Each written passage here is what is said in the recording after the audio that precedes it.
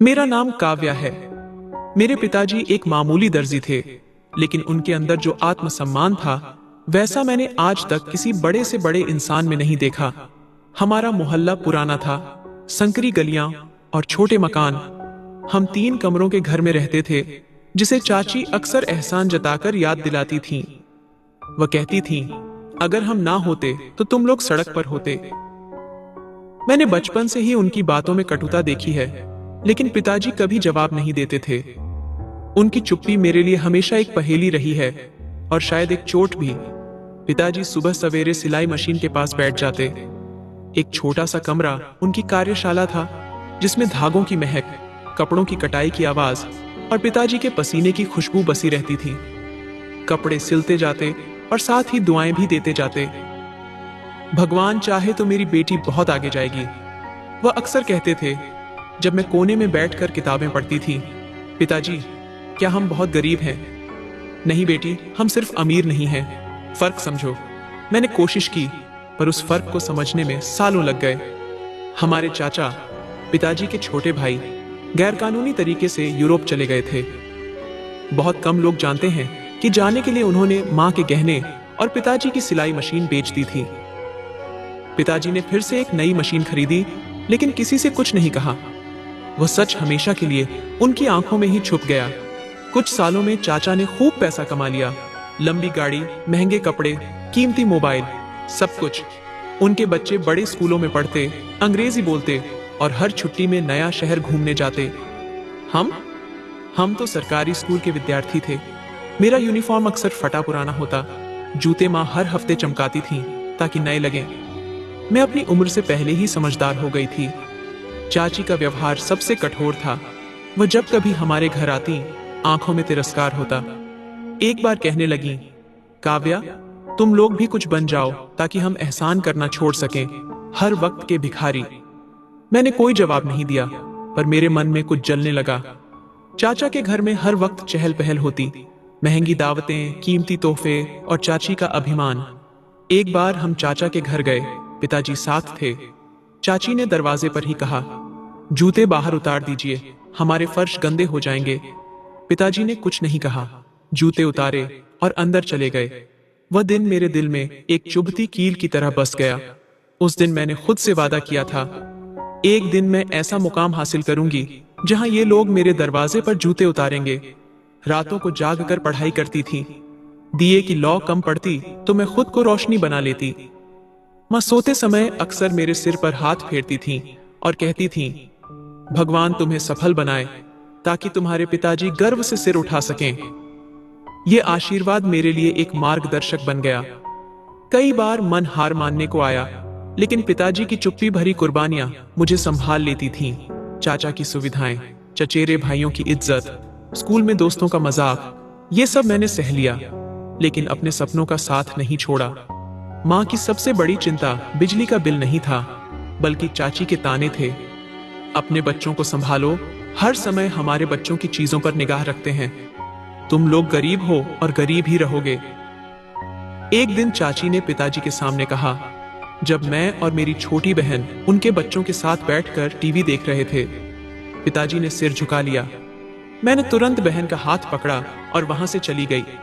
मैं समझ चुकी थी कि यह जगह हमारे लिए नहीं है, न दिल में न घर में। पिताजी हर शुक्रवार को चाची के घर कुछ न कुछ दे आते, कभी फल, कभी सिले हुए कपड़े। मैंने एक बार पूछा, पिताजी, जब वे हमें अपमानित करते हैं तो आप फिर क्यों जाते हैं? पिताजी ने बस इतना कहा, रिश्ते धन से नहीं, ऊंचे मन से निभाए जाते हैं। ऊंचा मन, यह शब्द उस उम्र में मेरे लिए बहुत बड़ा था, लेकिन उसका अर्थ मैं हर दिन समझने लगी थी। एक दिन चाची ने सबके सामने कह दिया, मेरा पति यूरोप में है, कमाकर पैसे भेजता है। तुम्हारे पिताजी तो यही कपड़े सिलते हैं, मुश्किल से गुजारा चलता है। उस दिन मां ने पहली बार जवाब दिया, कपड़े सिलना कोई बुरा काम नहीं है, हमारे बच्चे किसी के सहारे नहीं पल रहे। चाची ने नाक सिकोड़ ली, जैसे हमारी बातों से उसे घृणा हो। एक दिन समीर ने मेरे हाथ में हिंदी की किताब देखकर कहा, वाह, हिंदी, क्या ये भी पढ़ने की चीज है? हम तो अब फ्रेंच भी सीख रहे हैं। मैंने मुस्कुराकर कहा, भाषा कोई भी हो, अगर उसमें ज्ञान हो तो हर भाषा सम्मानजनक होती है। वह हंस पड़ा। ये सब छोटे लोग ही कहते हैं। उस दिन मुझे एहसास हुआ कि वह केवल हमारी हालत पर नहीं, हमारे सपनों पर भी हंसते हैं। उसी साल चाची ने पूरे परिवार को दावत पर बुलाया।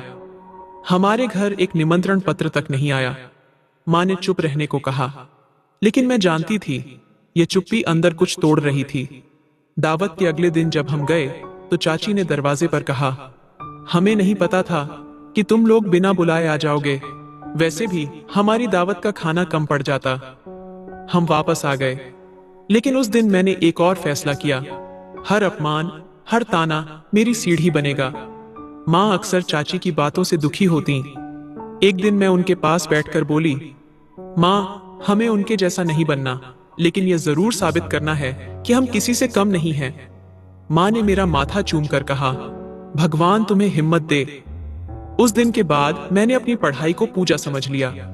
मैंने ठान लिया कि सरकारी स्कूल की छात्रा होकर भी मैं अपना नाम बनाऊंगी। मुझे सबको दिखाना है कि गरीब वह नहीं होता जिसके पास धन न हो, बल्कि वह होता है जिसमें आत्मसम्मान न हो। मैट्रिक का परिणाम आया। मैं पास हो गई थी। एक साधारण मार्कशीट, एक साधारण सा कागज, लेकिन मेरे लिए जैसे किसी खजाने की चाबी थी। माँ ने माथे पर हाथ रखकर दुआ दी, भगवान तुम्हें और तरक्की दे बेटा। पिताजी थोड़ी देर चुप रहे, फिर बोले, अब आगे सोचना है बेटी। लेकिन सवाल था, आगे कैसे? घर में पहले ही गैस, बिजली और राशन का खर्च मुश्किल से पूरा होता था। कोचिंग क्लासेस, कॉलेज की फीस, किताबें, ये सब हमारे लिए सपनों जैसे थे। पिताजी की निगाहें मेरी फाइलों पर टिकती तो जैसे एक बोझ दिखता। मैंने यह तय कर लिया कि अब इस बोझ को थोड़ा हल्का किया जाए। पिताजी, अब मैं खुद ही तैयारी करूंगी, आप चिंता न करें। पिताजी ने मेरी आंखों में देखा, जैसे परख रहे हों कि क्या मैं वाकई कर पाऊंगी। फिर धीरे से बोले, जो भी करो पूरे मन से करना। मैंने घर के कोने वाले कमरे को अपनी पढ़ाई की जगह बना लिया। वही पुराना पंखा, एक लकड़ी की मेज और एक टूटा हुआ स्टूल। मैंने एक रजिस्टर पर बड़े अक्षरों में लिखा, सपने अधूरे नहीं छोड़े जाते। पिताजी के एक दोस्त की बेटी मीनल, जो इंटरमीडिएट कर रही थी, कभी कभी पढ़ने आ जाती। उसके पास कुछ पुरानी किताबें थीं जो उसने मुझे दे दी। हम मिलकर पढ़ते, सवाल बनाते और एक दूसरे से पूछते। मीनल हंसती और कहती, काव्या, तुम तो बड़ी अध्यापिका बन सकती हो। मैं हंसते हुए कहती, नहीं, मुझे तो अधिकारी बनना है। एक दिन मैंने मीनल से पूछा, क्या सिविल सेवा परीक्षा CSS केवल अमीरों के लिए होती है? उसने कहा, नहीं, लेकिन संसाधन उनके पास ज्यादा होते हैं। तुम्हारे पास जोश है और यही सबसे बड़ी ताकत है। उसी दिन मैंने तय कर लिया कि मेरा सपना अब केवल एक इच्छा नहीं, बल्कि मेरा लक्ष्य है। मैं कहती, अभी नहीं माँ, अभी रुकने का समय नहीं है। जब चाचा को पता चला कि मैं पढ़ाई जारी रख रही हूँ, तो उन्होंने फिर एक ताना मारा, गरीब लोग अधिकारी बनने के सपने न देखें, नींदें हराम हो जाती हैं। इस बार मैं चुप नहीं रही। मैंने कहा, सपने वही देखता है जो जागता है, सोते हुए तो बस परछाइयां आती हैं। चाची कुछ पल चुप हो गईं, लेकिन उनकी आंखों में छिपी हंसी मैं पहचान गई। मुझे पता था वो मेरा मजाक उड़ा रही हैं, लेकिन एक दिन यही हंसी शर्म में बदलेगी। सिविल सेवा परीक्षा की तैयारी एक अलग ही दुनिया थी। हर दिन कुछ नया सीखना पड़ता, इतिहास, भूगोल, अंग्रेजी, गणित, सब कुछ। कई बार दिमाग थक जाता तो छत पर जाकर आसमान को देखती और खुद से कहती, एक दिन ये आसमान भी छू लूंगी। हमारे मोहल्ले के पास ही एक छोटा सा कस्बा था, जहां जरूरत की हर चीज मिलती थी। वहीं एक छोटी सी पुस्तकालय, लाइब्रेरी भी थी। माँ मुझे पैदल छोड़कर आती और फिर कुछ घंटे बाद वापस ले जाती। मैंने वहां रोज जाना शुरू कर दिया। वह जगह भले ही छोटी थी, पर शांत थी। एक बार वहां एक सज्जन ने मुझे देखा। बोले, बेटी, रोज आती हो, क्या कर रही हो? मैंने कहा, सिविल सेवा परीक्षा की तैयारी। वो हंसे और बोले, हिम्मत है तुम में। मैं सेवानिवृत्त प्रोफेसर हूं, कभी कुछ समझ न आए तो पूछ लेना। ये छोटे छोटे लोग मेरे सफर के बड़े सहारे बन गए। फिर मैंने एक आदत बनाई, हर दिन एक छोटा सा लक्ष्य तय करती और उसे पूरा करती। कभी अंग्रेजी का नया शब्द, कभी हिंदुस्तान के इतिहास की कोई महत्वपूर्ण घटना, कभी संयुक्त राष्ट्र संघ के बारे में जानकारी। पिताजी कभी कभी मेरे नोट्स देखते, फिर नजरें फेर लेते। मैं जानती थी कि वे गर्व महसूस करते हैं पर जाहिर नहीं करते। एक दिन मैंने उनसे कहा, पिताजी, जब मैं अधिकारी बन जाऊंगी तो आपके लिए नई और आधुनिक सिलाई मशीन लाऊंगी। पिताजी मुस्कुराए और बोले, सिलाई मशीन नहीं, बस दुआ करना कि मेरी बेटी अपनी मंजिल तक पहुंचे। यही वह पल था जब मुझे एहसास हुआ कि पिताजी मेरी सफलता से ज्यादा मेरे संकल्प से खुश हैं। यही संकल्प मेरी असली ताकत था। अब मैं केवल परीक्षा की नहीं, अपने पूरे अस्तित्व को अपने सपने के अनुसार ढाल रही थी। मैं एक साधारण परिवार की बेटी थी, लेकिन मेरे भीतर असाधारण हौसला जाग चुका था और एक दिन यही हौसला दुनिया के सामने आने वाला था। मीनल के साथ पढ़ाई का सिलसिला मजबूती से चल रहा था।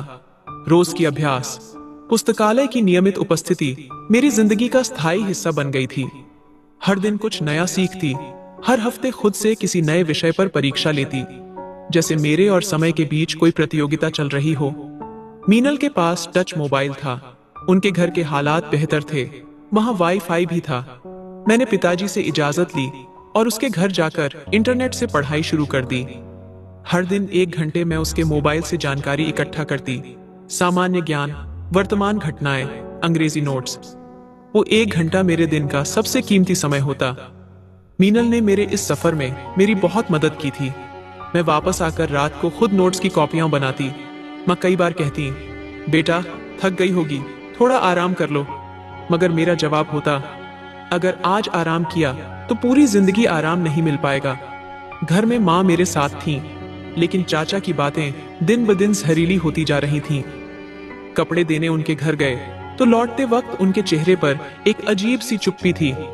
मैंने कुछ नहीं पूछा, मगर शाम को चाची की आवाज गली में गूंजी, हमें तो यूरोप में बैठे शौहर ने हर सुविधा दी है और एक वो भाई है जो अब तक मोहल्ले की गली में सिलाई मशीन चला रहे हैं।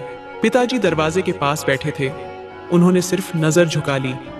मैं चुप रही, लेकिन दिल में कुछ झुकने की बजाय उठ खड़ा हुआ।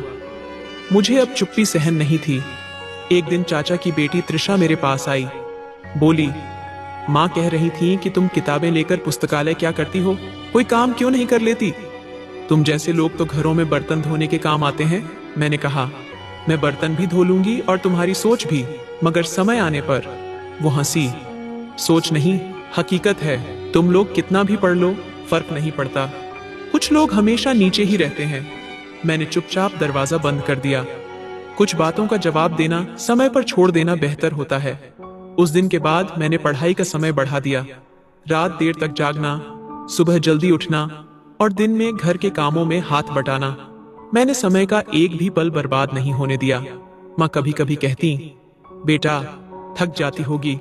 मैं कहती, माँ मैं अब खुद को नहीं, पिताजी को मनवाना चाहती हूँ। मोहल्ले की औरतें भी अब चाची की बातों से प्रभावित होने लगी थीं। कोई पीठ पीछे कहती, सिलाई वाले की बेटी तो अब अफसर बनने चली है। कोई हंसती, अफसर, ख्वाब देखने की भी एक हद होती है। मैंने माँ से जिक्र किया, ये लोग हमारे बारे में बातें करते हैं।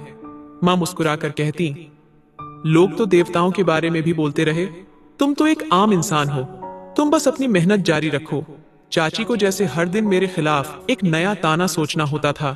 एक दिन कहने लगी, ये सब किताबें और नोट्स देखकर तुम्हें क्या लगता है, सरकार तुम्हें अफसर बनाएगी? तुम्हारे जैसे लोग तो फाइलें उठाने के भी लायक नहीं होते। इस बार पिताजी भी वहीं बैठे थे। मैंने उनकी तरफ देखा, उन्होंने आंखें बंद कर लीं, जैसे सब कुछ सह लेना अब उनकी आदत बन चुकी हो। रात को मैंने पिताजी से पूछा, पिताजी आप जवाब क्यों नहीं देते?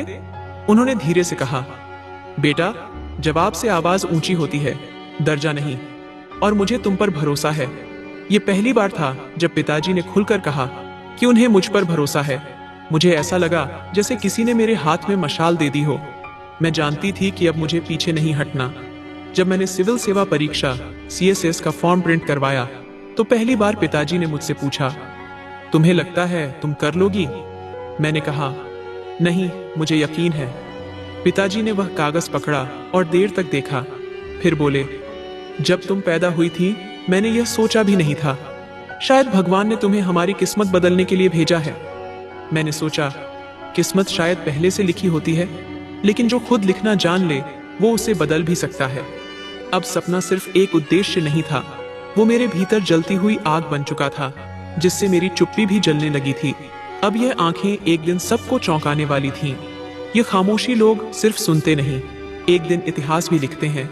सीएसएस का फॉर्म भरने के कुछ दिन बाद मैंने फैसला कर लिया कि अब यह मोहल्ला, ये गलियां, ये साजिशें मेरे मकसद की राह में रुकावट बन रही हैं।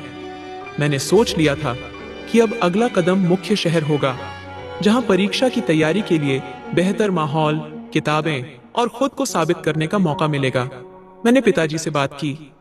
पिताजी, मुझे शहर जाना है, वहां एकेडमी भी है और तैयारी का माहौल भी। पिताजी ने कुछ देर खामोशी से सोचा, फिर बोले, अकेली जाओगी नहीं, आप और मां मेरे साथ होंगे। रहोगी कहां? खर्च कैसे चलेगा? एक छोटा सा फ्लैट नुमा घर ढूंढा है, मैं ट्यूशन पढ़ा लूंगी। कुछ पैसे मैंने पुराने गुल्लक में जमा किए थे बचपन से, वो तोड़कर निकाले हैं शुरू के खर्चों के लिए, और बाकी भगवान का नाम। पिताजी ने मेरी तरफ देखा और पहली बार मेरी बात पर तुरंत हाँ कह दी। शायद वह भी अब उस माहौल से थक चुके थे। उनके पास एक पुरानी सिलाई मशीन पड़ी थी, उन्होंने वो भी बेच दी। जब चाची को पता चला तो वह दरवाजे पर खड़ी हो गईं। कहाँ जा रहे हो? पिताजी ने संक्षेप में जवाब दिया, शहर जा रहे हैं कुछ समय के लिए। चाची हंस पड़ी। क्या करोगे शहर जाकर? कोई सिफारिश है या बस सपनों के पीछे भागने जा रहे हो? हम कुछ नहीं बोले। पिताजी ने सामान उठाया और बिना पीछे मुड़े हम बाहर निकल गए। मैं जानती थी वह दरवाजे पर खड़ी हमारा नहीं, हमारे सपनों का मजाक उड़ा रही है, लेकिन एक समय आएगा जब वे सब कुछ समझ जाएंगी। शहर आकर सब कुछ नया सा लगा। शोर, सड़कें, अनजाने चेहरे और अनगिनत संभावनाएं। हमने एक कमरे का छोटा सा फ्लैट किराए पर लिया। छत टपकती थी, बाथरूम का नल भी, लेकिन वहां वह घुटन नहीं थी जो पुराने मोहल्ले में थी। मैंने पास की एक अकादमी में दाखिला लिया, जहां शाम को कक्षाएं होती थीं। दिन में एक मोहल्ले में बच्चों को ट्यूशन पढ़ाने लगी। कभी कभी 1 घंटे के लिए किसी पुस्तकालय में बैठ जाती। मेरी दुनिया सीमित थी, लेकिन मेरा उद्देश्य और बड़ा होता जा रहा था। पहले हफ्ते के बाद मीनल ने कॉल की। कहाँ हो? सब पूछ रहे हैं, तुमने बताया भी नहीं। मैंने कहा, मीनल, अभी कुछ भी निश्चित नहीं है, जब होगा सबको खुद ही पता चल जाएगा। शहर में कोई नहीं जानता था कि मैं कौन हूं, किस परिवार से हूं, कहां से आई हूं। मैंने खुद को समय के हवाले कर दिया था और फैसला कर लिया था कि अब सिर्फ परिणाम बोलेंगे। पढ़ाई का माहौल वास्तव में अलग था। यहाँ लोग केवल अंकों के पीछे नहीं थे, वे प्रतिस्पर्धा में थे। बोलचाल, ज्ञान, आत्मविश्वास, सब कुछ मापा जाता था। मैंने महसूस किया कि यहाँ केवल मेहनत काफी नहीं, खुद को साबित भी करना पड़ता है। अकादमी में मेरी मुलाकात एक लड़की विनिता से हुई। वह एक बड़े अधिकारी की बेटी थी, मगर बहुत सज्जन और मददगार। हम दोनों ने मिलकर समूह अध्ययन शुरू किया। एक दिन मैंने पूछा, तुम्हें तो सब कुछ मिला हुआ है, फिर भी इतनी मेहनत क्यों? वह हंसी और बोली, क्योंकि मुकाबला सिफारिश से नहीं, तैयारी से जीता जाता है। विनिता ने मेरे नोट्स देखे और बोली, तुम तो बहुत पेशेवर तरीके से पढ़ रही हो, लगता है जैसे खुद किसी अकादमी की शिक्षिका हो। मैंने कहा, नहीं, बस पढ़ना सीख लिया है। पिताजी और माँ के लिए मैंने एक दिनचर्या बनाई। सुबह नाश्ता खुद बनाती, दवाएं लाती और शाम को कभी कभी पार्क ले जाती। माँ अक्सर कहती, ये शहर तुम्हें बदल तो नहीं देगा? मैं कहती, नहीं माँ, ये शहर मुझे वह बना रहा है जो मैं बचपन से बनना चाहती थी। एक दिन पिताजी बाहर बैठे थे, अपनी सिलाई मशीन की मरम्मत कर रहे थे। मैंने पूछा, पिताजी, यहाँ किसके लिए कपड़े सी रहे हैं? उन्होंने कहा, मोहल्ले की एक आंटी ने कहा, शादी है उनके घर और दर्जी समय पर काम नहीं कर रहा, तो सोचा कुछ हाथ चला लूं। मैंने मुस्कुराकर कहा, बस अब थोड़ा और समय है, फिर आप केवल सिलाई नहीं, सम्मान का काम करेंगे। मेरे कमरे की दीवार पर हिंदुस्तान का एक बड़ा नक्शा चिपका था। मैं हर प्रांत का अलग से अध्ययन करती, उनकी संस्कृति, समस्याओं और राजनीति को जानने की कोशिश करती। कभी कभी माँ कहती, इतनी किताबें, इतनी बातें सब दिमाग में कैसे रखती हो? मैं कहती, मेरे अंदर बहुत जगह है माँ, बस सफलता आने की देर है। मोहल्ले वालों में किसी को जानकारी नहीं थी कि हम कहाँ गए। जो लोग हमेशा कुछ न कुछ पूछते थे, अब केवल खामोशी से अनुमान लगाते थे। मीनल ने एक बार फोन करके कहा, सच्ची ने सबको बताया है कि तुम्हारे पिताजी ने कर्ज की वजह से शहर का रुख किया है। मैंने कहा, ठीक कहा है उन्होंने, बस कर्ज केवल पैसों का नहीं, सम्मान का है, और मैं वही उतारने आई हूँ। अब मेरा दिन पढ़ाई, ट्यूशन और खुद को बेहतर बनाने में बीतता है। पिताजी और माँ मेरे साथ थे और मैं उनकी आंखों में वह संतोष देख रही थी जो सालों से गायब था। शहर में रहते हुए 6 महीने हो चुके थे। तैयारी की रफ्तार अब बेहतर हो रही थी और पिताजी माँ भी नए माहौल से कुछ हद तक परिचित हो चुके थे। मोहल्ले में 2-3 महिलाओं ने पिताजी को कुछ छोटे मोटे काम देना शुरू किया था और मेरी ट्यूशन से घर का खर्च निकलने लगा था। एक सुकून था, लेकिन एक दिन ऐसा आया कि जैसे वह सुकून बिना किसी आवाज के बिखर गया। उस दिन सुबह मैं अपने नोट्स पूरा कर रही थी जब पिताजी को एक फोन आया। नंबर देखकर उनकी आंखों में हल्की सी हैरानी नजर आई। ये रंजन का नंबर है, सालों बाद याद आया है भाई को, पिताजी बोले। रंजन यानी हमारे चाचा। फोन पर सिर्फ 2 मिनट की बातचीत हुई, बस सिर हिलाना और अच्छा, बहुत बधाई हो जैसे वाक्य। फोन रखते ही पिताजी चुप हो गए। मैंने पूछा, क्या हुआ पिताजी? पिताजी ने बताया, समीर असिस्टेंट कमिश्नर बन गया है, आज उसके सम्मान में दावत है, पूरे परिवार को बुलाया गया है। मैंने तुरंत पूछा, और हमें? पिताजी ने नजरें चुराते हुए कहा, नहीं, हमें नहीं, शायद अब हम परिवार का हिस्सा नहीं माने जाते। कमरे में अजीब सी चुप्पी छा गई। माँ ने कुछ देर बाद कहा, समीर को तो वाकई बहुत बधाई हो, लेकिन अपने ही भाई को ना बुलाना। खैर, उनकी मर्जी। मैं जानती थी कि माँ खुद को दिलासा दे रही थी और पिताजी फिर से अपने दर्द को सहन करने की आदत ओढ़ रहे थे। लेकिन उस दिन कुछ बदल गया था। पिताजी के चेहरे पर रोज की गंभीरता नहीं थी, बल्कि एक खालीपन था, जैसे कोई दरवाजा बंद हो गया हो। शाम को जब माँ खाने पर बुलाने आई तो पिताजी आंगन में चुपचाप बैठे आसमान को देख रहे थे। मैंने कहा, पिताजी, खाना ठंडा हो रहा है। उन्होंने धीरे से कहा, समीर को बचपन में पढ़ाई के लिए पहला बैग मैंने दिलाया था। रंजन तो उस समय विदेश जाने की तैयारी कर रहा था।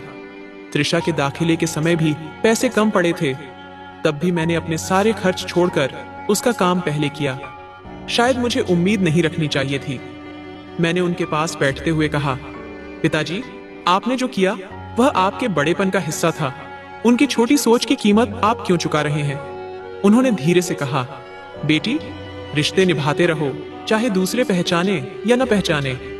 बस कभी कभी दिल थक जाता है। अगले दिन दावत की तस्वीरें सोशल मीडिया पर आने लगीं। समीर सूट में, गले में फूलों का हार, पीछे बैनर पर लिखा था, वेलकम समीर। रंजन और परिवार के सभी लोग वहां मौजूद थे। मेरे ताऊ, फूफी, मौसी, यहाँ तक कि वे चचेरे भाई बहन भी, जिन्हें सालों से किसी कार्यक्रम में नहीं देखा था। बस हम नहीं थे। मीनल ने मैसेज किया, तुम्हें बुलाया नहीं? सब लोग तुम्हारे बारे में बात कर रहे थे। मैंने जवाब दिया, नहीं, हम सिर्फ कामयाबी की दावत में नहीं आते, हम वक्त आने पर अपनी कहानी लेकर आएंगे। उस रात माँ देर तक जागती रही। बर्तन धोते हुए बार बार हाथ रगड़ती जाती, जैसे कुछ मिटाने की कोशिश कर रही हो। मैं पास जाकर बोली, क्या हुआ माँ? कुछ नहीं। माँ बोली, बस सोच रही हूं, अगर हम होते तो क्या बिगड़ जाता? एक प्लेट खाने से किसी की इज्जत कम तो नहीं होती, लेकिन शायद उनकी बड़ाई छोटी पड़ जाती। मैंने उनके हाथ से बर्तन ले लिए और कहा, माँ, एक दिन ऐसा आएगा जब ये सब लोग हमारे दरवाजे पर आएंगे, बिना दावत के। पिताजी ने 1 हफ्ते तक समीर या रंजन के बारे में कोई बात नहीं की। बस रोज कुछ सामान लाते और शाम को चाय के साथ अखबार पढ़ते। मैंने महसूस किया कि वह खबरें कम और खुद को ज्यादा पढ़ रहे थे। एक दिन मैंने उनके सामने अखबार रखकर पूछा, पिताजी, अगर मैं एक दिन इस अखबार में अपनी तस्वीर के साथ खबर बनूं तो कैसा लगेगा? उन्होंने कुछ देर मेरी तरफ देखा और फिर धीरे से बोले, तब मैं यह अखबार संभाल कर रखूंगा ताकि जिंदगी भर के लिए मेरे हिस्से की खुशी महफूज रहे। मैं जानती थी कि अब यह मेरे इम्तिहान का वक्त है, सिर्फ सीएसएस का नहीं, बल्कि उस घाव को मरहम बनाने का भी जो समीर की सफलता और हमारी अनदेखी ने दिया था। 1 हफ्ते बाद जब मैं कोचिंग से वापस आ रही थी तो रास्ते में मुझे समीर और चाची की आवाजें सुनाई दी। वे एक बाजार में खड़े किसी से बात कर रहे थे। हमारे परिवार में कोई भी हमारा मुकाबला नहीं कर सकता। अब तो सबको समझ जाना चाहिए कि हम कहाँ खड़े हैं। मेरे कदम खुद ही रुक गए। मैंने खुद को संभाला और आगे बढ़ गई। उनकी बातें मेरे अनुकूल नहीं थीं, मगर उनका रुख साफ था। मैंने दिल में कहा, अब मुकाबला यही है, समय और घमंड के बीच। दावत के कई दिन बीत चुके थे, लेकिन घर में खामोशी छा गई थी। पिताजी के चेहरे पर उदासी जम गई थी। वह पहले जैसे नहीं रहे थे। काम करते करते अक्सर रुक जाते, जैसे कुछ याद आ रहा हो। अखबार पढ़ते वक्त कभी पन्ना पलटना भूल जाते। माँ ने एक दिन मुझे इशारे से बुलाया। पिताजी कुछ बदले बदले से लगते हैं, पहले जैसी बात भी नहीं करते। मैंने कहा, मैं जानती हूँ माँ, वो दावत वाला जख्म हल्का नहीं हुआ है। मैंने तय कर लिया था, अगर दोबारा किसी समारोह में हमारा नाम ना आया तो इस बार हम खुद जाएंगे। मैं इस बार केवल तमाशा देखने वाली नहीं बनूंगी। मैंने अपने कमरे में जाकर किताबें समेटी। सब कुछ बदला बदला सा लग रहा था। वही नोट्स, वही पाठ्यक्रम, लेकिन अब मेरी नजर में उनका मतलब बदल गया था। अब CSS केवल सफलता का रास्ता नहीं रहा था, यह अब प्रतिशोध का माध्यम बन चुका था। प्रतिशोध किसी व्यक्ति से नहीं, बल्कि उस सोच से जो सालों से हमारे सम्मान को कुचलती रही। मेरी लगन अब और बढ़ती जा रही थी। अगली सुबह पिताजी पूजा पाठ के बाद बैठे थे। मैं उनके पास गई। पिताजी, मैं आज से तैयारी में कोई डील नहीं दूंगी और आपको वादा करना होगा कि आप हार नहीं मानेंगे। उन्होंने मेरी ओर देखा। आंखों में कुछ कोमलता, थोड़ा गर्व और बहुत सारा दर्द था। बोले, काव्या, मैं हारा नहीं हूं, बस थक गया हूं। तो अब मेरी बारी है पिताजी, आप आराम करें और मुझे आगे बढ़ने दें। उस दिन के बाद मेरा दिनचर्या बदल गया। मैंने पाठ्यक्रम से हटकर गहराई में पढ़ाई शुरू की। लेखन अभ्यास बढ़ा दी। रोज नई खबरें पढ़ने का निश्चित समय तय किया। मेरी प्राथमिकता केवल अंकों की सफलता नहीं, बल्कि एक ऐसे स्थान की थी जिसका समाज में वजन हो। विनीता, जो अकादमी में मेरा साथ देती थी, एक दिन बोली, तुम्हारे चेहरे पर कुछ बदल गया है, तुम पहले से ज्यादा गंभीर हो गई हो। मैंने कहा, अब पढ़ाई मेरे लिए व्यक्तिगत हो गई है। समय यूं ही बीतता गया और फिर मेरे CSS के परीक्षा का समय आ गया। मैंने हर पेपर की तैयारी दिन रात मेहनत करके की।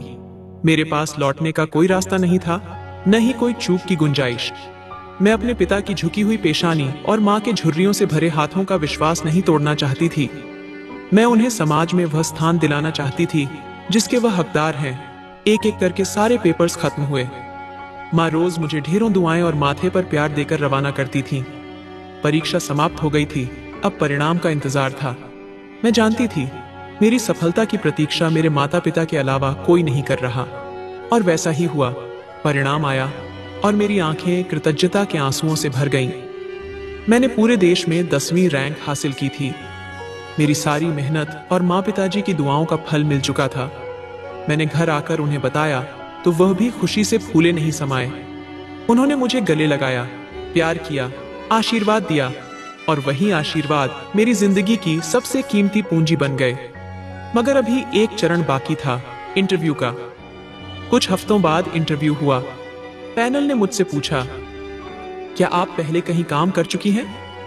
मैंने कहा, नहीं, लेकिन मैंने काम करने से पहले खुद को काम के लायक बना लिया है।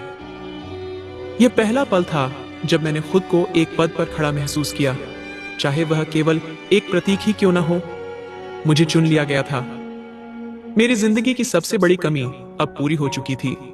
घर पहुंची तो पिताजी आंगन में बैठकर सिलाई मशीन में धागा डालने की कोशिश कर रहे थे, मगर नजर की कमजोरी की वजह से बार बार असफल हो रहे थे। मैं उनके पास जाकर बैठी और उनका हाथ थामकर कहा, पिताजी, अब आपको इन कमजोर हाथों से कुछ करने की जरूरत नहीं है। उन्होंने सवाल भरी निगाहों से मेरी ओर देखा। मेरी आंखों में कृतज्ञता के आंसू थे। मैंने बस इतना कहा, पिताजी, आपकी बेटी ने वह स्थान हासिल कर लिया है जिसकी तपस्या हम सभी ने सालों तक की थी। पिताजी खुशी से उठ खड़े हुए और मुझे गले लगा लिया। न जाने वह कैसा पल था। हम बाप बेटी फूट फूट कर रो रहे थे। माँ रसोई के दरवाजे पर खड़ी दुपट्टे के पल्लू से अपने आंसू पोंछ रही थीं। आज पहली बार पिताजी ने खुले दिल से अपने भावनाओं का इजहार किया था। रात को मैंने कमरे की दीवार पर एक नया पोस्टर चिपकाया। उस पर सिर्फ एक वाक्य लिखा था, जो लोग तुम्हें तुच्छ समझें, उनके सामने सिर ऊंचा करके जियो। ये मेरी जिंदगी की सबसे बड़ी सफलता थी, या यूं कहें कि मेरी जिंदगी का उद्देश्य ही यही था जो आज पूरा हुआ था। लेकिन पूरा परिवार इस खबर से फिलहाल अनजान था, क्योंकि उन्हें ना तो मुझसे कोई उम्मीद थी और ना ही हमसे कोई संबंध। समीर की सफलता के बाद परिवार में जैसे एक नया उत्सव शुरू हो गया था। दावतें, तस्वीरें, बयान और सोशल मीडिया पर बधाइयों की बाढ़। अब हर चर्चा का केंद्र समीर था। हर बुजुर्ग, हर चचेरा भाई, हर रिश्तेदार उसकी तरक्की को अपनी प्रतिष्ठा समझ रहा था। लेकिन जिन्हें किसी ने नहीं गिना वो हम थे। इस बार शहर में एक बड़ी समारोह था, जहां समीर को विशेष अतिथि के रूप में बुलाया गया था। सरकार के विभिन्न प्रतिनिधि, अधिकारी और राजनीतिक हस्तियां सब आमंत्रित थे। परिवार ने एक बार फिर एक निजी समारोह रखा, जिसमें आमंत्रित लोग वही थे, कुछ चमकते हुए रिश्ते और हम नदारद। मैंने पिताजी से कहा, हम वहां जाएंगे और इस बार सिर्फ तमाशा देखने वाले नहीं होंगे। पिताजी ने कुछ कहने की कोशिश की, लेकिन मेरी आंखों में कुछ ऐसा था कि वह चुप हो गए। अब वह मुझे रोकने वाले नहीं थे। उन्हें अंदाजा था कि अब समय बदल चुका है। शाम को हम समारोह की जगह पहुंचे। यह एक भव्य हॉल था। दरवाजे पर भीड़ थी, मेहमानों की भीड़ और सुरक्षा बहुत कड़ी। जैसे ही हम दरवाजे के पास पहुंचे, एक गार्ड ने हाथ उठाकर रोका। मैंने पर्स से निमंत्रण पत्र निकाला और दिया। गार्ड ने उसे देखा, फिर तुरंत सीधे होकर सलाम किया। स्वागत है मैडम, हमें आपका इंतजार था। पिताजी ने आश्चर्य और खुशी से मेरी ओर देखा। मैंने बस उनका हाथ थामा और कहा, चलिए पिताजी। हम अंदर दाखिल हुए और सबकी नजरों का ध्यान हमारी ओर हो गया। कुछ लोगों ने पहचान लिया, कुछ ने अंदाजा लगाया, लेकिन जिन्होंने पहचाना उनके चेहरों पर हैरानी साफ दिखाई दी। समीर मंच के पास खड़ा था। चाची उसके पास मेहमानों को निर्देश दे रही थीं। जैसे ही हमारी नजर समीर पर पड़ी, उसकी पेशानी पर शिकन आ गई। उसने तुरंत 2 गार्ड्स को इशारा किया, तुम दोनों इनको यहां से बाहर निकालो। गार्ड्स हमारी तरफ बढ़े। मैं शांत खड़ी रही। पिताजी ने एक कदम पीछे हटाया, लेकिन मैं अपनी जगह जमी रही। जैसे ही गार्ड पास आए, उनमें से एक ने मुझे पहचान लिया। वह रुक गया, नजरें झुका ली और बुलंद आवाज में कहा, मैडम, हमें सूचना नहीं दी गई थी कि आप स्वयं पधारेंगी। दूसरे गार्ड ने भी सलाम किया। हमें आपका स्वागत करने का सौभाग्य है मैडम। उपायुक्त समीर के चेहरे का रंग उड़ गया। चाची का मुंह खुला का खुला रह गया। पूरा हॉल जैसे सांस लेना भूल गया था। जो पल उनके लिए मामूली था, वह हमारे लिए पहचान का विस्फोट बन चुका था। समीर बड़बड़ाया, यह क्या बकवास है डीसी? सुरक्षा अधिकारी ने गंभीर लहजे में कहा, सर, यही उपायुक्त हैं। हमें इनकी सुरक्षा के विशेष निर्देश मिले थे। एक और परिवार के बुजुर्गों ने नजरें नीचे कर लीं, दूसरी ओर चचेरे भाई बहनों की नजरें बार बार मुझ पर और फिर समीर पर जा रही थीं। एक चचेरे भाई ने धीरे से कहा, ये वही काव्या है ना? समीर मेरी ओर बढ़ा। तुमने तो बताया ही नहीं कि तुम। मैंने पहली बार मुस्कुराकर कहा, कभी अवसर ही नहीं मिला। चाची ने कटाक्ष किया, यह सब झूठ है। एक दर्जे की बेटी उपायुक्त कैसे बन सकती है? मैंने उनकी तरफ देखा। आपको शायद यकीन न हो, लेकिन सरकारों को काबिलियत पर भरोसा होता है, खानदानों की सोच पर नहीं। पिताजी की आंखों में नमी थी, मगर इस बार वह गर्व से ऊंची उठी हुई थीं। वह बार बार मेरी तरफ देख रहे थे, जैसे यकीन करने की कोशिश कर रहे हों कि यह उनकी ही बेटी है। एक उम्र के जख्म एक पल की पहचान में भर गए थे। समीर ने हाथ जोड़ने की कोशिश की। अगर यह सब सच है तो तुमने पहले क्यों नहीं बताया? मैंने कहा, क्योंकि जब पहचान खुद बोलती है तो परिचय की जरूरत नहीं रहती। पूरे सभागार में अब धीमी धीमी फुसफुसाहटें थीं। कोई कह रहा था, ऐसी तो कभी दिखती ही नहीं थी, और अब यह उपजिला अधिकारी डिप्टी कमिश्नर है। कोई हैरानी में था। यही वही दिनकर है ना, जिसे दावत में बुलाया भी नहीं गया था? चाची पिताजी की तरफ देखकर कहने लगी, भाई, हमसे गलती हो गई। हम नहीं जानते थे कि आपकी बेटी। पिताजी ने उनकी बात काट दी। आपने कभी जानने की कोशिश ही नहीं की। मुझे अंदाजा हो गया था कि अब यह खेल सिर्फ परिवार की प्रतिष्ठा का नहीं रह गया था, यह एक सामाजिक दृश्य बन चुका था। यह वह मुकाम था जहां मेरे सपनों की मेहनत ने मुझे लाकर खड़ा किया। और जहां चाची के तानों का बोझ खुद उनके कंधों पर आ चुका था। मैंने पिताजी का हाथ थामा। पापा, क्या हम यहां से जा सकते हैं? हम जो लेने आए थे वो हम हासिल कर चुके हैं। पिताजी ने धीमे से कहा, तुमने मुझे वो सम्मान दिया है जो सारी उम्र मैं खुद को न दे सका। ये पल मेरे लिए वह प्रमाण पत्र बन गया था जो न किसी संस्था ने दिया, न किसी रिश्ते ने, बल्कि मेरे संकल्प ने खुद हासिल किया था। लेकिन अभी हम वापस मुड़ ही रहे थे कि सभागार के कोने में खड़े सुरक्षा अधिकारी ने बुलंद आवाज में माइक पर घोषणा की, मेहमानों को सूचित किया जाता है कि श्रीमती काव्या दिनकर, जो आज की इस सभा में मौजूद हैं, वर्तमान उपजिला अधिकारी डिप्टी कमिश्नर हैं। चंद पलों के लिए पूरा हॉल जैसे रुक गया। जो लोग अपनी सीटों पर बैठे थे खड़े हो गए, जो खड़े थे उनके कदम जैसे जमीन में जम गए। उपजिला अधिकारी के नाम की गूंज में चाची की सारी आवाजें, सारे ताने दफन हो गए। समीर ने नजरें नीचे कर लीं। उसके आसपास खड़े रिश्तेदार दिखावे की मुस्कान लिए खड़े थे, लेकिन उनकी आंखों में साफ शर्मिंदगी थी। किसी ने हिम्मत करके हाथ तक नहीं मिलाया। चाची ने अपनी आंखों पर हाथ रख लिया। ये सब झूठ लग रहा है। पिताजी ने सिर झुका लिया, जैसे खुद से कुछ पूछ रहे हों। मैंने उनकी तरफ देखा। आपने जो धैर्य रखा वो आज रंग ला रहा है। अब आप सिर नहीं झुकाएंगे, सिर उठाकर चलेंगे।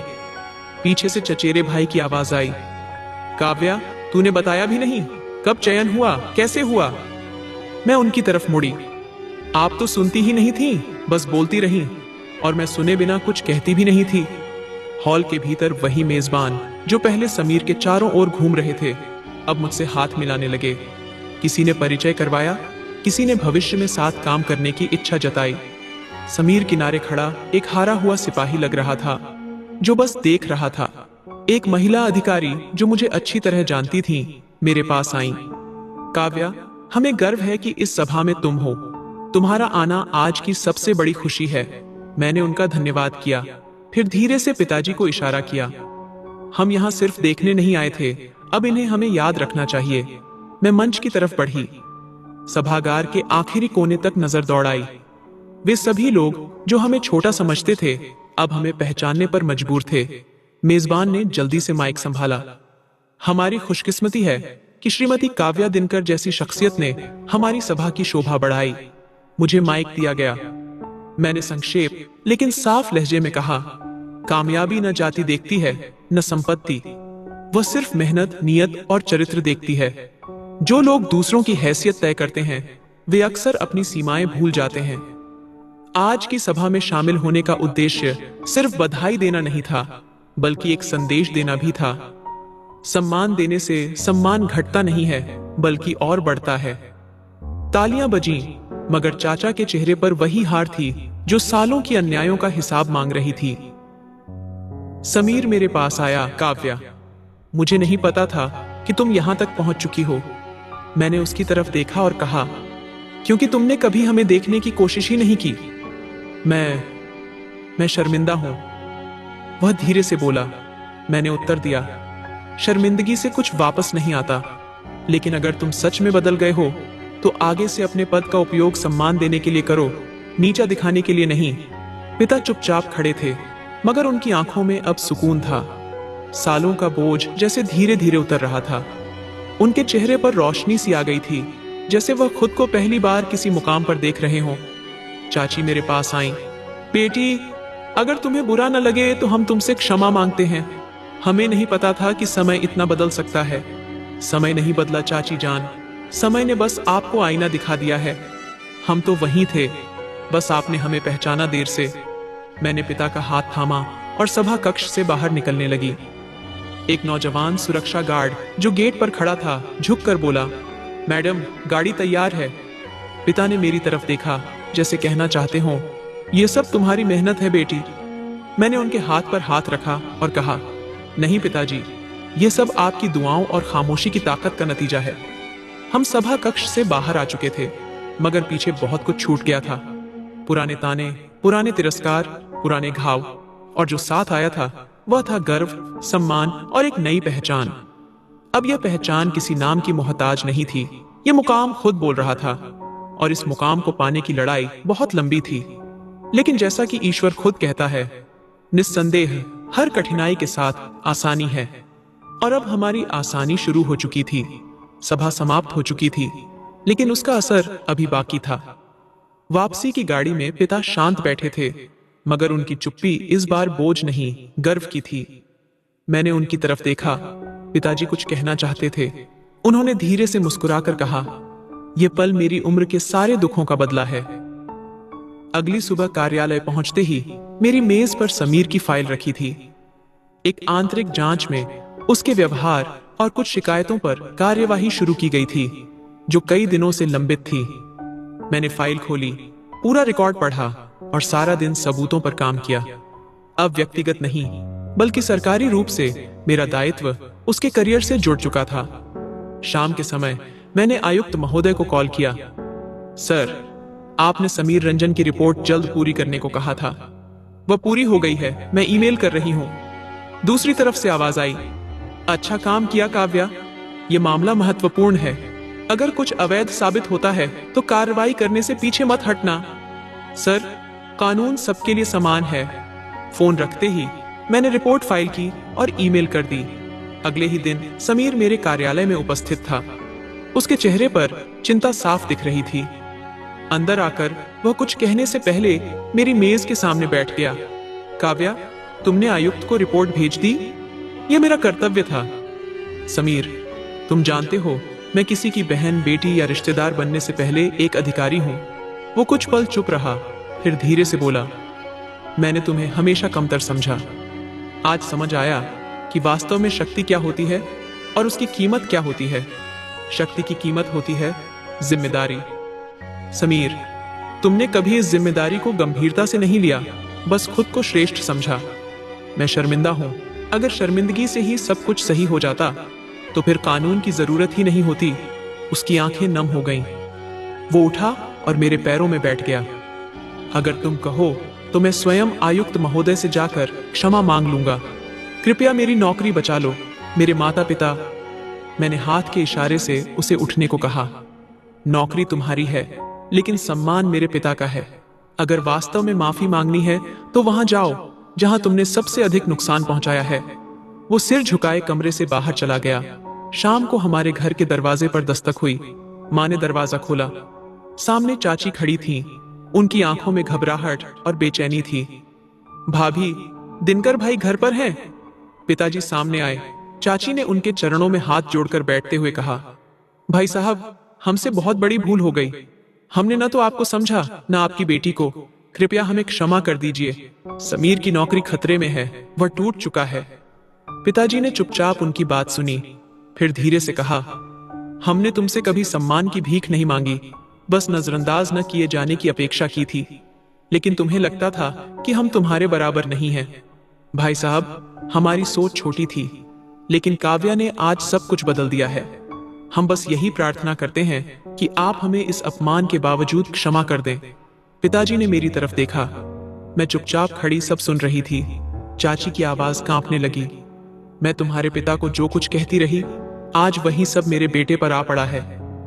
मैंने आगे बढ़कर कहा, चाची जान, आपके शब्द हमारे अभाव का मजाक थे, लेकिन मेरी मेहनत उसका उत्तर है। आपका बेटा आज मुझसे दया की भीख मांग रहा है।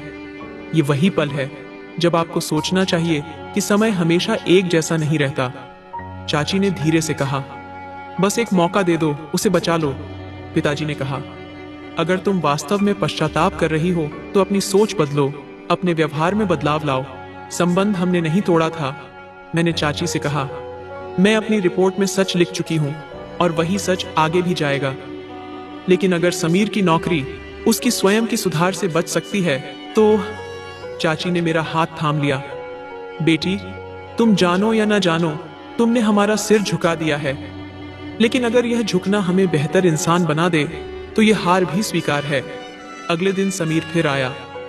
इस बार उसकी आंखों में केवल पश्चाताप नहीं था, बल्कि एक बदलाव भी था। काव्या, मैंने अपने व्यवहार, अपनी लापरवाही और घमंड पर विचार किया है। अगर तुमने मौका दिया तो मैं स्वयं को साबित करना चाहता हूं। मैंने फाइल बंद कर दी।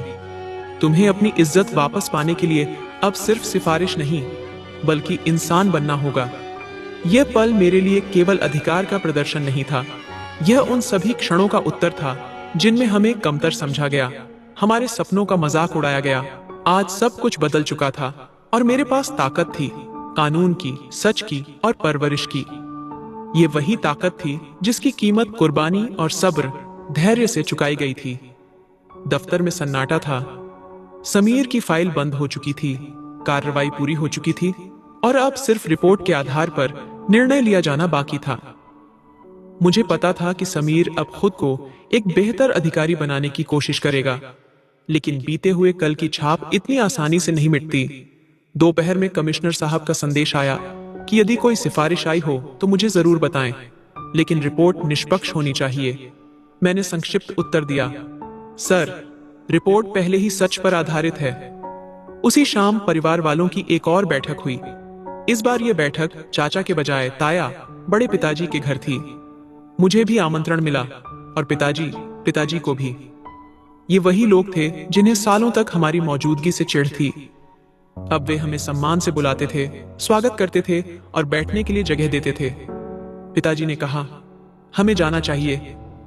मैंने कहा, हाँ, अब हम खामोशी से नहीं, गरिमा के साथ जाते हैं। जब हम वहां पहुंचे तो सभी ने गर्मजोशी से स्वागत किया। वही लोग जिनका लहजा कभी जर भरा होता था, अब वह मिठास से भरा हुआ था। कुछ रिश्तेदारों ने सिर झुकाकर कहा, हमें अफसोस है कि हमने समय पर तुम्हारी कद्र नहीं की। चाची हमारे पास आई और बोली, काव्या बेटी, तुमने बहुत बड़ा काम किया है, हमें तुम पर गर्व है। मैंने धीरे से उत्तर दिया, गर्व इस बात पर होना चाहिए कि आपने अपना व्यवहार बदला। पूरा माहौल शांत हो गया। मैंने सबकी ओर देखा और कहा, समीर की रिपोर्ट सच्चाई पर आधारित है और वही मैंने जमा कराई है। मैंने कुछ नहीं छिपाया, कुछ नहीं बढ़ाया। समीर सिर झुकाए बैठा था। चाची उसके पास थी। मैंने उनकी ओर देखा और कहा, रिपोर्ट सही है, गलत सिर्फ आपके दिल थे। पिताजी ने तुरंत बात संभाली, हम सब इंसान हैं, गलती हम सबसे हो सकती है, लेकिन जो समय बीत गया है उसे दोष से नहीं, माफी से संवारा जा सकता है। कमरे में सन्नाटा छा गया। पिताजी की बात का सब पर असर पड़ा। मैंने अपनी बात आगे बढ़ाई। अब अगर किसी ने किसी रिश्तेदार, किसी कमजोर या किसी गरीब के साथ अन्याय किया तो वह सिर्फ अपनी इज्जत खोएगा। मैं इस परिवार का हिस्सा हूं, लेकिन अब मैं इस राज्य की प्रतिनिधि भी हूं। अगली बार अगर कोई गलती हुई तो नौकरी चली जाएगी। समीर ने सिर उठाया। मैं वादा करता हूं कि अब कभी किसी के साथ वैसा व्यवहार नहीं करूंगा जैसा हमने किया था। चाची ने पिताजी की ओर देखा, भाई, हमें माफ कर दीजिए। हमने जो किया वो अहंकार और घमंड था, लेकिन आपकी बेटी ने हमें सबक सिखा दिया। पिताजी ने एक पल रुककर धीरे से कहा, मैंने अपनी संतान की परवरिश इस तरह नहीं की कि वो बदला ले। मेरी बेटी ने जो इज्जत कमाई है वही मेरे लिए काफी है। मैं सबको माफ करता हूं।